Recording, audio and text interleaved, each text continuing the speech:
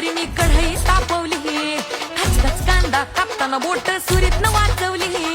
हाताला चटका लागला तरी मी कढई तापवली, तुमच्यासाठी स्पेशल